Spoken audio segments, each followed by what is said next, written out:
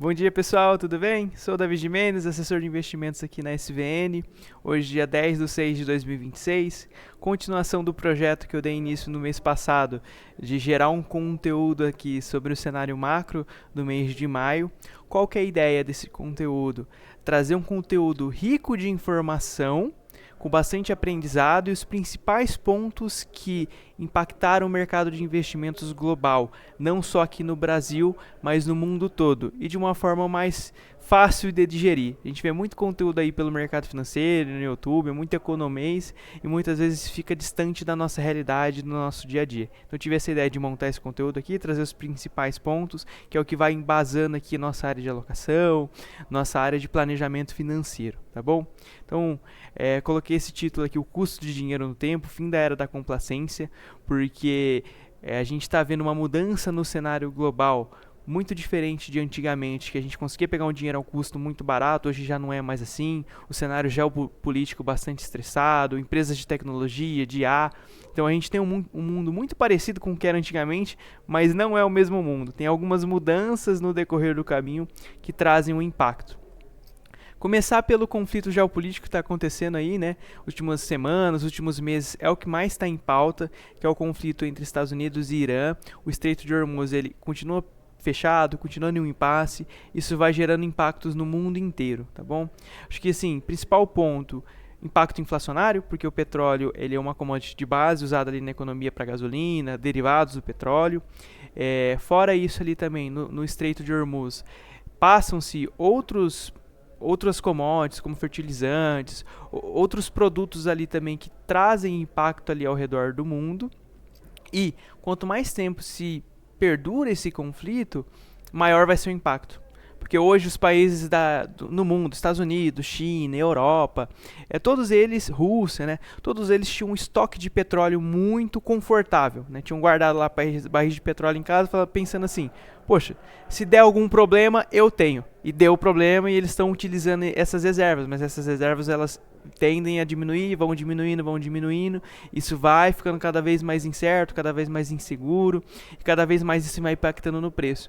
Então, quanto antes isso for solucionado, melhor para a economia como um todo, para o mundo como um todo, porque não é magicamente, hoje está fechado o estreito, amanhã eu abri, voltou ao normal, voltou o mesmo fluxo de embarcações, mesmo fluxo de produção de petróleo. Não é assim. Então, é um ponto que tá em pauta, tá em roga. A gente precisa entender quando que vai ter essa resolução do conflito ali no Oriente Médio entre os Estados Unidos, para pegar e dar um pouco mais de previsibilidade pelo mundo. Outro ponto que mudou também ali nos Estados Unidos, em pauta, né, casando junto com o conflito nos Estados Unidos, trouxe a inflação no mundo todo sofrendo, não está cedendo conforme esperado, muito também pelo aumento do preço do petróleo. A gente teve uma mudança do presidente do Banco Central americano para o Kevin Warsh. A gente tinha um outro presidente do Banco Central que gostava muito de ver os dados de emprego dos Estados Unidos. A gente tem dois formatos de olhar ali a economia americana para o Banco Central decidir se ele corta, se ele mantém ou se ele sobe juros. Primeiro ponto, ver o emprego americano, ver se ele está muito pujante, está fraco. E o outro ponto que é o que esse novo presidente do Banco Central ele gosta de olhar é o núcleo de inflação. E o núcleo de inflação também vem sofrendo bastante justamente pelo aumento de petróleo, né? A inflação não vem cedendo ali nos Estados Unidos como a gente gostaria, como os Estados Unidos gostariam. Então, se você olha pelos dados de economia, não é tão certo para um corte de juros. A gente olha pelos dados de inflação, também não está muito claro esse corte de juros. E aí, dado toda essa incerteza, a incerteza do conflito, essa incerteza se a gente vai ter um corte, vai ter um aumento, vai manter, o que vai acontecer, né? A gente vê as taxas de juros nos Estados Unidos subindo. Então a gente vê os juros ali para 10 anos 4,6%, juros para 30 anos 5,1%, mas pode falar assim, né? Poxa, Davi, mas no Brasil a gente tem a 15, 5% é barato. Mas a gente tem que lembrar que a gente está falando de uma economia de primeiro mundo. Eles estão acostumados a pegar dinheiro muito barato, então 5% ao ano é bastante coisa para as empresas americanas e para o cidadão americano se adaptar com juros tão altos.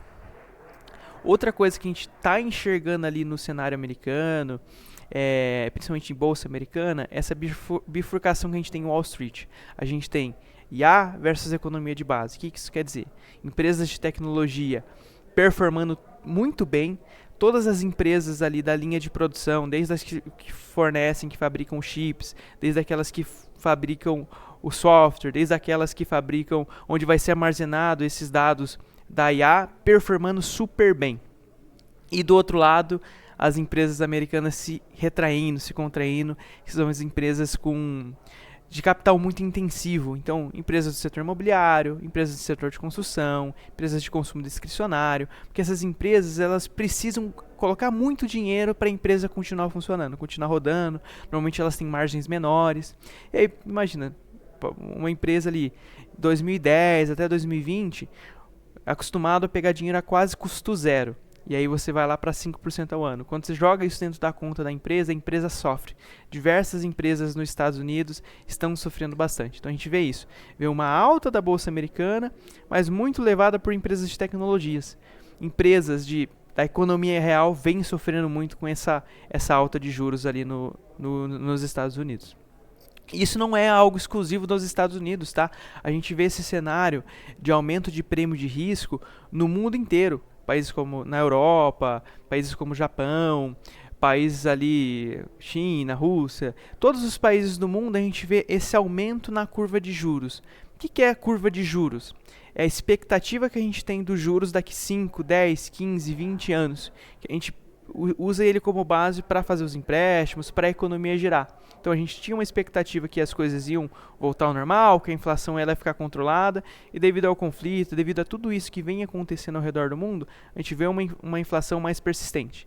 E hoje o investidor, quando ele vai emprestar dinheiro para alguém, para uma empresa, para alguém que tem uma boa ideia, beleza, eu vou te emprestar por 5, 10, 15 anos, mas eu vou te cobrar um prêmio de risco por isso. Eu estou correndo um risco para emprestar esse dinheiro para você por 15 anos e eu quero ser remunerado por isso. Então não só nos Estados Unidos, Brasil, países na Europa, vem sofrendo essa inversão ali na curva de juros. A gente estava no momento de queda de juros, mas não está mais tão claro esse cenário, né? Então por conta dessa incerteza, dessa inflação que não está tão controlada ainda, os países vem sofrendo com esse aumento na curva de juros futura. E agora falando um pouco de Brasil, né? Eu acho que na nossa casa, nossa pátria, nosso aluno eterno nota 6, 7, né? Faz ali o suficiente para passar de ano, mas muitas vezes, mas nunca deslancha, nunca é o nota 10, né?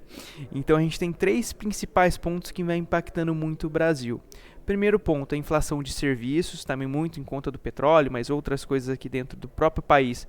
A inflação ela não está cedendo no nível que o Banco Central gostaria. Então, quando a gente olha os dados de inflação, ela ainda está persistentemente alta, ela não está controlada. Então, por conta de todas essas incertezas, o nosso Banco Central ele liga uma alerta e fica com um passo atrás, ele fica querendo observar melhor antes de pegar e tomar uma decisão de corte de juros, que é o que a gente tinha expectativa ali no início do ano. Começou a ter um primeiro corte, um segundo corte, mas o Banco Central não deixou bem claro quais que vão ser os próximos passos. Ele deixou claro uma coisa, que ele vai avaliar e vai tomar essa decisão conforme o momento, né? Então é essa incerteza, essa incógnita. Outro ponto é o ruído político. A gente sabe que hoje a gente está num ano eleitoral e às vezes sai uma notícia de determinado lado que o mercado enxerga como positivo, já reage. Sai outra notícia que o mercado enxerga como negativo, já reage para baixo também. Então, bastante volatilidade, né? Que esse sobe e desce, essa oscilação a gente está sentindo bastante no mercado por esse ruído político que é característica de um ano eleitoral. E por último, mas não menos importante, principalmente quando a gente fala de Brasil, é o fluxo estrangeiro. Nos primeiros meses do ano, a gente vê um grande número de capital estrangeiro entrando no Brasil, e aí no último mês, esse capital muito foi para fora. Foi para fora para aproveitar empresas de tecnologia, foi para fora para aproveitar uma taxa de juros mais alta nos Estados Unidos.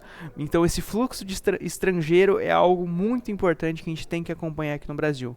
Que a bolsa subiu nos últimos meses, não foi por mérito do Brasil, pelo Brasil ter feito a lição de casa, mas foi muito mais mérito do capital estrangeiro ter entrado aqui dentro e ajudado essa bolsa a subir e a performar, tá?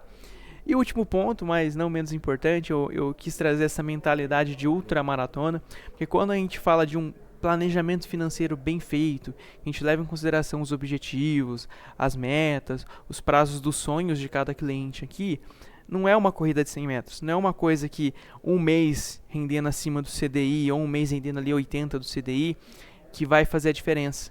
Mas essa constância de 6 meses, 1 ano, 2, 3, 5, 10, 15, para você conseguir atingir essa liberdade financeira lá na frente. Então eu trouxe até aqui o exemplo.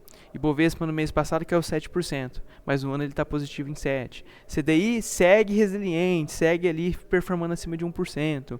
Dólar no mês passado subiu, no ano está negativo. Nossa, no ano está negativo, mas quem mandou dinheiro para fora, aproveitou um dólar mais barato do que a gente estava acostumado nos últimos anos, nos últimos meses, aproveitou ali uma bolsa que no ano, uma bolsa americana de empresas de tecnologias, que no ano está acumulando 10% de alta. Então essa é a mensagem que eu quero trazer. Tem oportunidades, mesmo com essa oscilação de mercado, às vezes um cenário um pouco mais incerto para alguns ativos, mas tem oportunidades em pré-fixado, oportunidade em juros real, oportunidade em fundos setipados, oportunidade para mandar dinheiro para fora. Mas o que rege tudo isso é um bom planejamento financeiro. Isso rege a tomada de decisão de que ativos a gente vai colocar ali dentro da carteira, dentro das aplicações dos investidores, que vai fazer aquele investidor atingir o objetivo dele. É isso que eu levo em pauta. Aqui está o meu dado para contato, né? Aqueles que já são meus clientes vão entrar em contato, trazendo as oportunidades do mês que encaixam dentro do planejamento financeiro de cada um, e aqueles que muitas vezes hoje em dia está sem suporte ou precisam de um auxílio. Infelizmente eu vejo muito isso no mercado. Nos últimos meses, principalmente pelo mercado tá difícil, a gente vê a pessoa que deveria estar ali do seu lado nesses momentos de dificuldade se afastando um pouco. Mas eu acredito que o meu papel aqui é estar junto do investidor, ajudar a traduzir esse mercado tão confuso e trazer boas oportunidades, tá bom? Então, é isso que eu tinha que trazer aqui pra gente. Se alguém tiver mais alguma dúvida, algum ponto que queira explorar, estou aqui à disposição. E até mês que vem, se Deus quiser. Até mais. Tchau, tchau.